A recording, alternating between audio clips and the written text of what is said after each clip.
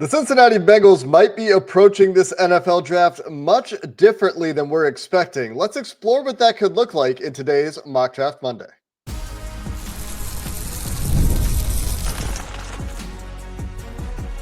You are Locked On Bengals, your daily Cincinnati Bengals podcast.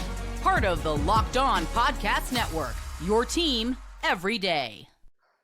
What up, Bengals fans, and welcome to another episode of the Locked On Bengals podcast. I'm Jake Liscow, he's James Rapien, and we are Locked On Bengals on the Locked On Podcast Network, your team every day on YouTube and everywhere you get your podcasts. We've been covering the Cincinnati Bengals here on Locked On Bengals since 2016, making it the best place for you to get your consistent daily coverage of your favorite football team.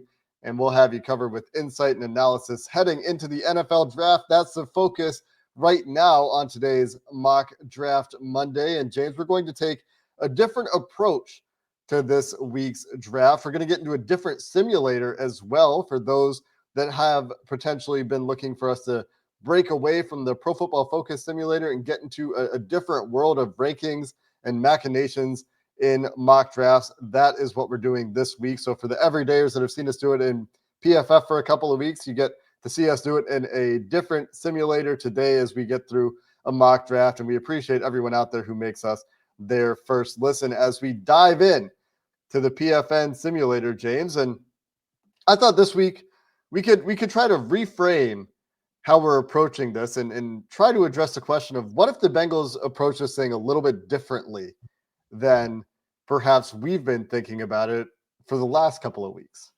Or perhaps how the world has been thinking about it, because everyone's just thinking, all right, well, it's got to be trenches. And the moment you mock something other than trenches, people get frustrated. And I would say that if you checked the FanDuel odds, that at least two of the Bengals' first three picks, odds are that there's a good chance that they're not trenches, that you're looking at one trench pick in the first 2 days and not the other way. And that could just be a guard. Maybe it's a defensive tackle. Maybe it's an edge. And maybe you do get multiple trench picks. But there's a scenario, certainly, where it doesn't necessarily go that route because of all of their needs. They have multiple needs on defense. We obviously know they have a need at guard. And so when you mix in all of those needs, yeah, it's going to be fun to approach it a bit differently, because when you look at this draft, I think that you could certainly argue, hey, you should take this position early because there's depth here, and here. And they may view it that way as well, or maybe that's just the way the board falls. So it's going to be fun in this PFN simulator to take a different approach that might be the right approach. And it might be exactly what the Bengals do in less than 3 weeks. The draft is 2 weeks away from Thursday, Jake. It's almost here. And so we'll dive into it now on Mock Draft Monday. Crazy how quickly it is approaching. And you mentioned the FanDuel odds. So I pulled them up. I was curious. And they've got odds for the Bengals' first pick at 17 right now. And heavily favored is defensive lineman or edge rusher. That's the only one with negative odds, minus 140 for a defensive trench player. Cornerback, second at plus 340. Safety, third at plus 550. Offensive lineman, fourth, plus 750. Linebacker, fifth at plus 1,500. Tight end, sixth at plus 3,800. So that's your FanDuel odds right now for the first round pick. Any of those sounding particularly juicy to you? Yeah, safety sounds pretty darn juicy. I think linebacker, that's a Jahad Campbell to debate. Do you think he's going to be there? Do you think they're all in on him? They could be in on him if he's there. And an offensive line, I think offensive line is pretty intriguing because plus 750. There's just a scenario where it's clearly BPA, and if you're them, you're not going to go away from BPA if it's an offensive lineman. Like you'll be fine with that. Just like edge or defensive tackle, and that's why it leads it. By the way, I'm not saying that they don't take those spots, but it might not fall that way. And if it doesn't fall that way, they have other needs where they can go best player available and address a need. And we will talk about how those look as we run the PFN simulator, and we'll see who is available to us at pick 17. PFN obviously gives you some trade offers as well. Do you want to trade out of the first round altogether? We got a couple of offers to do that. We're not going to take any of them today. And Here on the board, we see that Kelvin Ooh. Banks has been picked at 14. 3 picks ahead of us is the Cincinnati Bengals. Mike Green picked 1 pick ahead. Malachi Starks up at 11. Will Johnson all the way up at 8. Ashton Genty, who, when I was doing my test runs here, James, I did see Ashton Genty fall to 17 at least once. Oh, And I was you're thinking, lucky. man, I can't You're do this lucky. with James if I'm going to have to get him to not pick Ashton Genty, because that is never happening in a million Correct. years. But look at the players that are available. Jalen Walker is the top of the PFN board here. Colston Loveland, Derek Harmon, Nick Emmanwori, Tyler Booker, Jahad Campbell, Jade Barron, Josh Simmons, Walter Nolan. Any of those screaming at you from the jump? Yeah, I think a couple. Look, Derek Harmon is always going to be mentioned. Walter Nolan is someone we've mocked. But if you look at some of these other guys, Nick Emmanwori, like I'm officially in that camp. I'm in the Nick Emmanwori camp. I was reading Bruce Feldman's mock, and at South Carolina, they called him Nick the Eraser. Yeah. And coaches praised his football IQ, which is something, if you're talking about a 6'3", 220-pound safety that can do a bunch of different things for you and is super athletic, well, great. But is the IQ there as well? And the Bengals are bringing him in for a pre-draft visit. We know that. And so there's a lot of boxes that are checked with Nick Emmanwori. And so, yeah, I'm certainly considering him here very seriously, I would say, because the IQ element, that's just one question mark. But if that's how he was viewed at South Carolina, well, then why couldn't that elite athlete that has great size play the back end for you at least some? Of course he could. And so it doesn't mean he has to do it all the time. But doing that and adding a playmaker on defense, I think, is at the top of the Bengals priority list. So would not be shocked at all if they say, no to Derek Harmon, no to Jalen Walker, Jahad Campbell has the shoulder, Nick Emmanwori, you're a Cincinnati Bengal. Yeah, an explosive straight line athlete. We don't know how he tested for agility, change of direction, because he didn't test. But both on tape and in testing, explosive and great straight line athleticism. The jumps were great. The straight line athleticism was great. The size is great. This is one of those, if they pick him and announce him as a linebacker, it's not entirely impossible. I think he's a safety, don't get me wrong. But Yeah. the size, compare him size-wise to some of the linebackers in this draft, and he's right there with some of the svelte linebackers coming out of college football these days. Yeah, I mean, he's not much different. He's taller than Akeem Davis-Gaither and just a few pounds lighter than Akeem was coming out. Like, just to give you an idea, like 4 pounds lighter than Akeem was as a rookie. But who I think the Bengals would think of, and by the Bengals, you go deep into the front office. I bet Mike Brown will be like, David Fulcher was a big guy. David Fulcher was a big guy at safety, and he could do it, and he could make plays, and he could be everything you need him to be on the back end. So just wanted to mention him. There are obviously other guys here. I mean, Jahad Campbell, Jade Barron. I think both of those guys would be considered. I also wanted to take a moment here to make sure we mentioned Donovan Iziriaku, who is lower on the PFN board, but has, it seems, a little bit of steam behind him right now for a clear first-round pick, and often in mocks going in the range of the Cincinnati Bengals. So if they did want to go to an edge rusher here, and speaking of edge rushers, you're probably wondering why we're not talking about James Pierce. Mike Green picked 1 pick ahead of the Bengals in this mock at 16. Why we probably wouldn't be talking very much about Mike Green in this situation is because the quotes from coaches, and it's all anonymous, so who knows, right? It's really hard to tell what's real right now. But James Pierce and Mike Green is such that you would have to ask the question realistically, is he still on the Bengals board for both of those guys?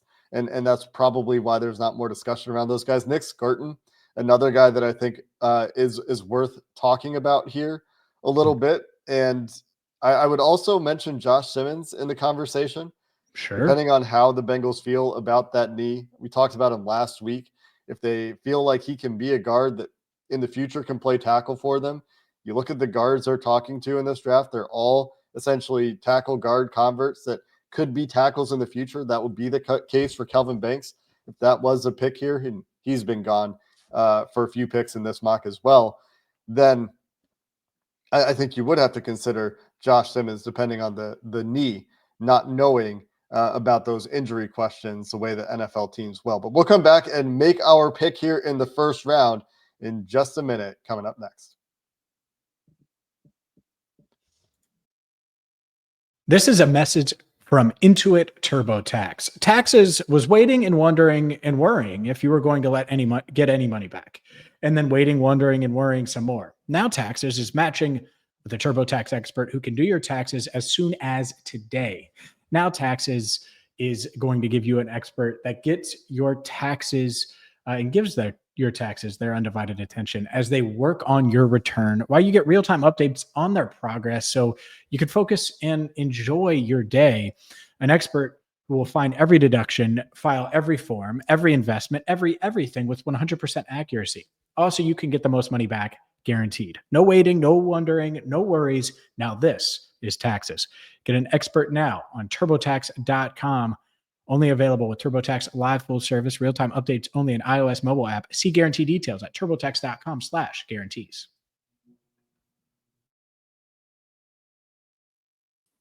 All right, James, let's talk about this first round pick and try to make a decision here. Let's say the Bengals are seeing this as Trey Hendrickson is going to be on the roster. Let's say that's what their perspective at the point of the draft. Let's assume. Sure.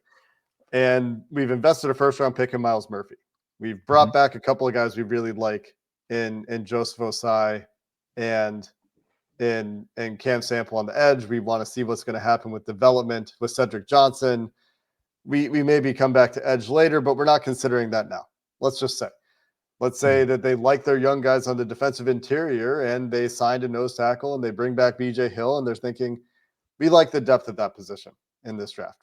Let's say that eliminates edge and defensive tackle here.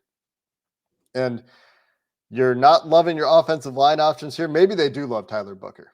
Maybe we should be mentioning Tyler Booker as a possibility. I would have mentioned him. He is a possibility. We might not like his testing, but the Bengals, I don't know if they're going to be turned off by it. They're going to say, hey, can he give Joe a firm pocket? And that might be cut and dry. And if they feel that way, they may go that route. Now, it's not like they've taken a bunch of first round guards, so let's not go crazy. Yeah. But could it happen? It certainly could. And he's one of the higher regarded prospects at the guard position from a straight up film perspective. If you were to ignore the testing, if you were to ignore the athleticism questions for Booker, he comes out great. But the data isn't great there. The testing isn't great there. He is 21. So there's probably potentially a little bit of athletic upside sometimes with some of these younger guys. And he was playing in the SEC. He was playing at Alabama. The tape is great. And so considering Tyler Booker, I think is fair game here. But say that they're out because they want a more athletic player, which is not their MO. But let's just say. And they're not ready to take Donovan Jackson here. They see him as a later round player. They don't want to reach on their board. They don't want to take Josh Simmons, say, because of injury issues. They don't want to take Jahad Campbell maybe because of those injury issues as well. That leaves you with what? Jahdae Barron, Nick Emmanwori as your primary options at this point, right? I wonder how they feel about Barron because he's very similar to Dax from a prospect standpoint, like a do-it-all type guy that you can use. Like now, they may say, hey, that's exactly what we need. We're going to play Dax at boundary corner, and that's it. But I just mean coming out, Barron, playmaker. I'm not saying that, but like it's one of those where, all right, do you just plug him into the nickel right away?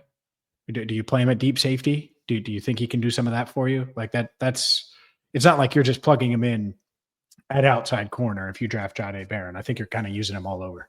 The difference that I will point out is that he played 679 snaps at outside corner at Texas last year, which is, I think, more than like multiple times more than Dax ever played at outside corner in college, but he did play all over the place prior to that. In 2023 and 2022, he was playing a lot in the slot. He was playing a lot in the box. Almost never as a deep safety. He's kind of been an overhang guy in an outside corner. So in that sense, that profile similar to how Dax could be seen to be used this year. If you think he can still play outside, if you think he can play that overhang position that he played at Michigan, that is where those similarities are. But if it is Jahdae Barron and they think he can be a top end corner, I wouldn't be upset at that at all because he has that kind of pedigree, that kind of prospect right now. The other name that maybe we should mention here, and I think you're going to cringe about it, is Xavier Watts. And the possibility that he could be seen by some teams as the best safety in the draft, and the connection to Al Golden, obviously, if that was the direction they wanted to go. Yeah, it's a reach here. If you go Xavier Watts, I would rather go. Honestly, I would take Jahdae Barron. I would take Nick Emmanwori. You could really argue that Tyler Booker would be a better pick than Xavier Watts right here. You could. And because of how it could potentially impact things. Greg Zabel, and Greg Zabel. I don't even know who Greg Zabel is, but that's someone I would consider. No, I think it's a little early for Xavier Watts. Now, the argument would be, and we're gonna have to make our pick, but the argument would be, hey, he's not going to be there in round 2. We don't know if we're going to be able to get him, and we feel like he's going to solve all of our issues and then some. Like, I get it. And by the way, if you get that right, if that's what you get, that's a hit. But I look at some of these other guys and I think, like, if you're going safety, Nick Emmanwori to me is the guy. If you want to go corner, Jahdae Barron certainly would make sense. And I do think that Colston Loveland would be considered here. Not sure that the Bengals would go that route here, but I do think that they'll be discussing him at least a little bit, even though those FanDuel odds said otherwise. But just to get to the point, I would take Nick Emmanwori. I think that's the pick. I think Jahdae Barron might be second for me here, and Derek Harmon would be the other one that I think would be really high and in consideration. But man, the Bengals drafted multiple defensive tackles last year, and they want to see those guys. That's why they made all these changes on defense from a coaching staff standpoint. They believe these guys can help. And so if that's the case, well, did you keep your safeties coach? Oh, you did. Did you keep your cornerbacks coach? Oh, you did. So, it seems like you want to add a safety, and Nick Emmanwori could certainly help there.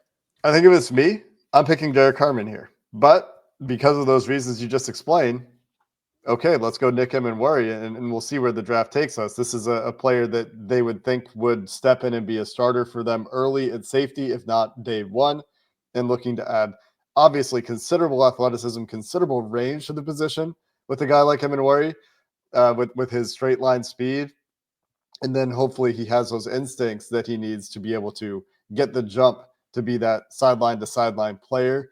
But this is another spot where, man, you could sure talk me into Colston Loveland if there were some different players on the team than are on the team right now. But we can't even really talk about him in a great deal of depth because of where the team needs are going into the draft. So let's take Nick Emmanwori here. We will run the draft to the second round. We'll come back and hopefully spend a little bit less time as we make our picks in the second and third round coming up next. Ever check your bank account and wonder, where did all my money go? Between dining out, online shopping, and entertainment, it's easy to lose track. And that's where Monarch Money comes in. Monarch Money is your personal CFO. It gives you full visibility and control over your finances. Monarch Money isn't just a budgeting app. It's a complete financial command center. You can track all of your accounts, investments, and spending in one place. So you stop managing your money and start building wealth.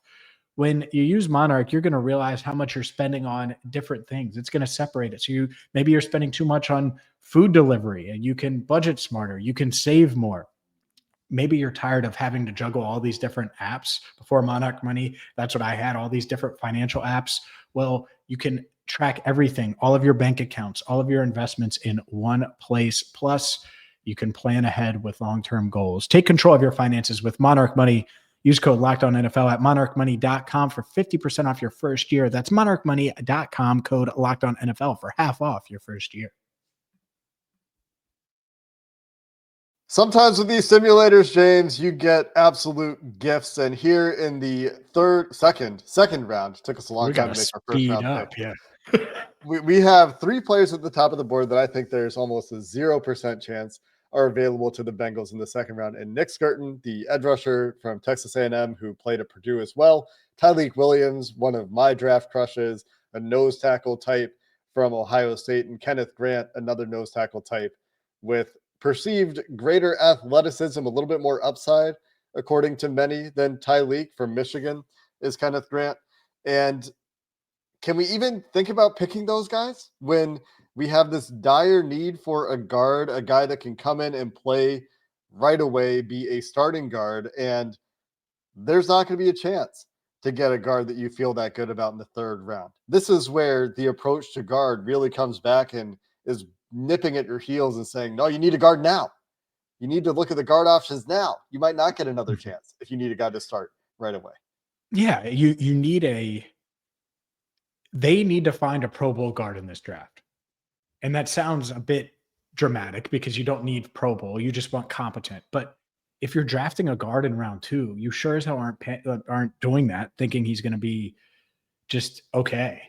This Bengals team, they haven't invested a lot in guard for a reason. And so if they do it early in the draft, like think about it. Like we were talking about offensive line years ago, and they went into the draft and they said, we got Cordell Volson. When most of us hadn't talked about Cordell Volson at all. And I like Cordell, but he's a 4th rounder from North Dakota State. And that was their big get to compete with Jackson Carman. And we knew Jackson was over. That first year, we knew it was done. It was over. And so, yeah, I think that this is a tough dilemma, and it's a position they put themselves in. And I think their debate would be, all right, do we go defensive tackle knowing what we have in that defensive tackle room or edge? Or do we go with the best guard available because we know we need a plug-and-play type starter there? And Tate Ratledge is there. Like he's a plug-and-play starter. I think that makes sense. There are other options, of course. But to me, if Tate Ratledge is there at 49, that's someone that I would be really focused in on. It's not the only guy. I'll let you name the other guys. But it's going to be tough if they don't take a guard in round 1 to see Tate Ratledge, at least for me, and be like, yeah, we're going to pass on him, especially knowing how big of a need it is right now. But how painful is it to pass on a faller? That's a lesson that I'm trying to impart here is if you get to this point and you're like, I'm not going to get a starting guard in the 3rd round. That is too much of a gamble. And this sounds really logical. I don't want to gamble Joe Burrow's health and firmness in the middle of the pocket by waiting around when I could take one of Tate Ratledge, who I think we can probably pick here in the 2nd round. This is probably where the Bengals would have to take him.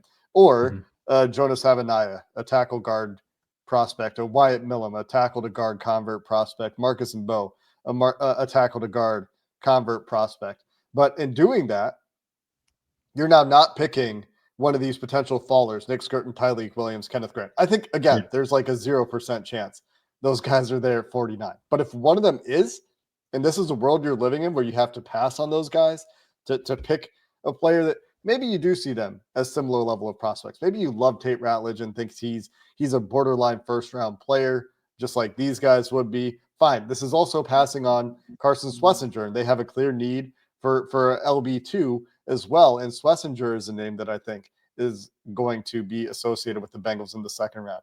And this is a scenario where, we've just missed on Donovan Jackson. In this particular simulator, he goes at 46, a couple picks before us at 49. And some other players that I would have liked to have considered at 49, depending on how the 1st round goes, Landon Jackson, Donovan Naziriaku, who gets all the way to 44 in this case. If he's falling that far, you're certainly considering him. Josh Connerly at 42, Ariante Ursary, who the Bengals have a 30 visit with. Those guys don't make it to you.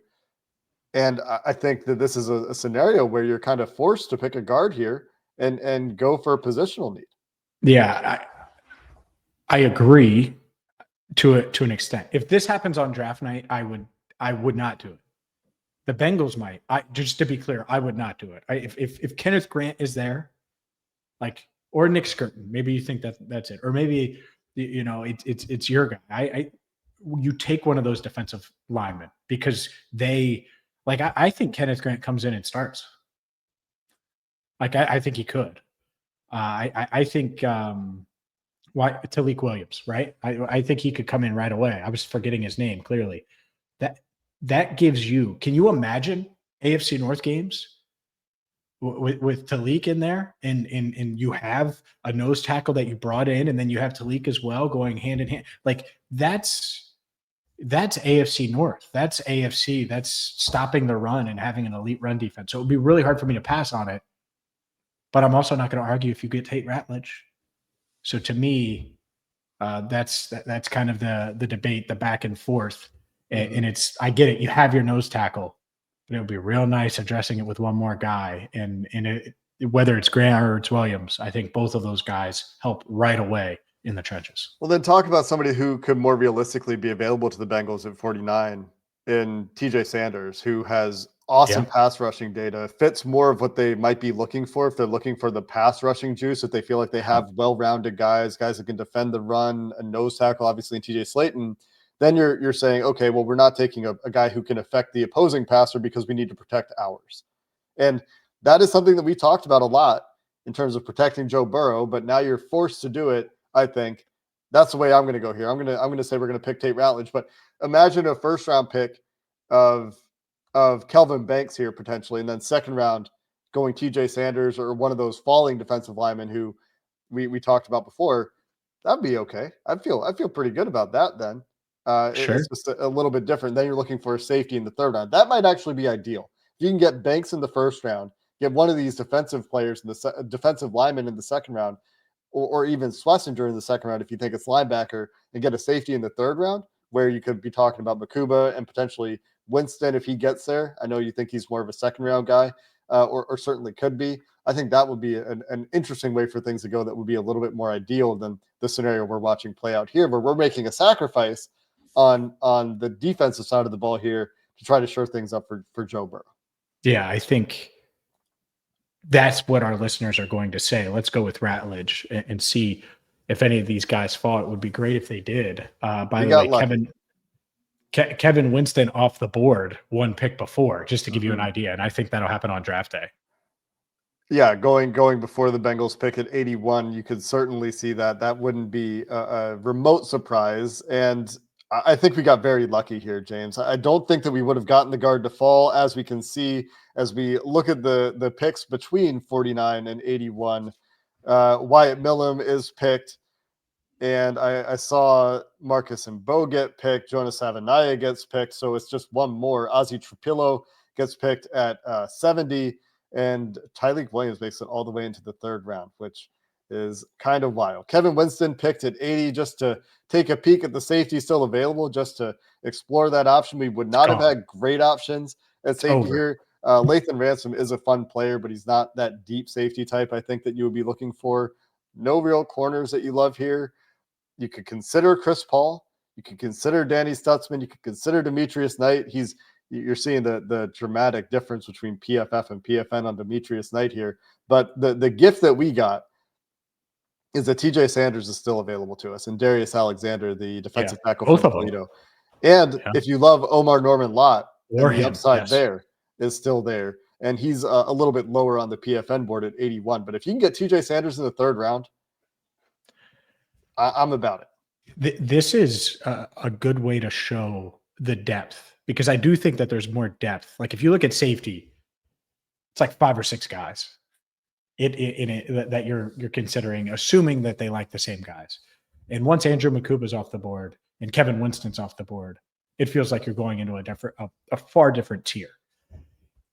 There are fallers in the defensive line room every year. Milton Williams fell to was a third round pick. A lot of people liked him pre-draft. If you can get TJ Sanders, Darius Alexander, or Omar Norman Lott in this scenario where you've gotten what you're assuming is a high-end guard, a high-end playmaker on defense, and now you're getting a quality defensive lineman, I think you sign up for that all day long. I think Sanders would probably be the pick, but Norman Lott and Darius Alexander, there would certainly be a debate there on which way you go. I think this is easily TJ Sanders for me. I do want to shout out, I don't know how to say his last name. I think it's Besh. Jack Beck. Do you know how that name is pronounced? I'm pretty sure it's wide receiver guy. Okay, let's say it's Beck. Would love that as an option here, as a slot guy who can block and be that big slot option to go along with Mike Gesicki. I would be about that. Ashton Jaloti would also be very into that option here. If these other guys weren't available, Jordan Birch as well from Oregon, I would be interested in at least considering as an edge rusher in the 3rd round as well. Yeah, Jaloti is one of my favorite. He might be my favorite realistic pick at 81. Like if you're going Tate Ratledge at 49 and then Jaloti at 81, I feel like you're getting really good. And then like you cross your fingers that the defensive tackle that you like, assuming you went a different route in round 1, defensive tackle you're looking for is there in round 4. And that could happen, by the way. There are options. Deion Walker could fall. But yeah, I really like the idea of Jaloti at 81.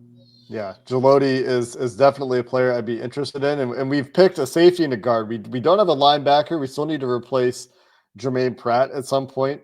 We think that would be the Bengals' plan if we're trying to do what we think the Bengals might do. Maybe that is a conversation for Chris Paul at this point from Ole Miss, the linebacker there.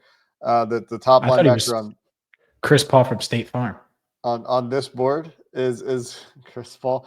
We're not sponsored by State Farm, but Ashton Jaloti could certainly be a consideration here if these top guys, CJ Sanders, Darius Alexander, which you don't expect to have available in the 3rd round, are not available in the 3rd round. But in this case, I just can't not pick TJ Sanders, and that would be a first 3 rounds of Nick Emmanwori, Tate Ratledge, and TJ Sanders.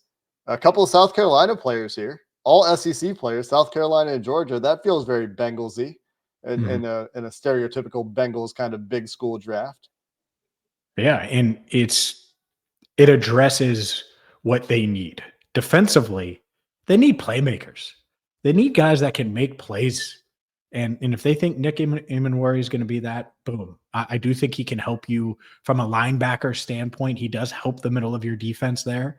And if you could get TJ Sanders in round 3, it would be wild. But Tate Ratledge, talk about plug and play. And talk about athleticism. Like he checks those boxes, man. And would be fun. Would be fun if this is their draft. I think a lot of people are like, "Are you serious? A safety in the 1st round?" But this would be a heck of a draft, I think, on the first 2 days for the Bengals.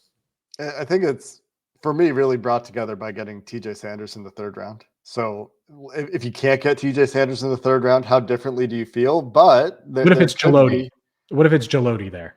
I still think it's a good draft. Which is a more reasonable guy that could be available. What if it's CJ West? I love CJ West out of Indiana as well. Defensive tackle doesn't have the pass rush juice that TJ Sanders has, but the reason that I would personally feel good about this set of picks is largely on the back of TJ Sanders' pass rushing upside and 3 down upside, honestly, in my opinion, in the 3rd round, much later than you would expect to be able to pick him. But let us know what you think. I'm sure you'll have very different opinions. You always do. You can roast us in the comments. It's always fun.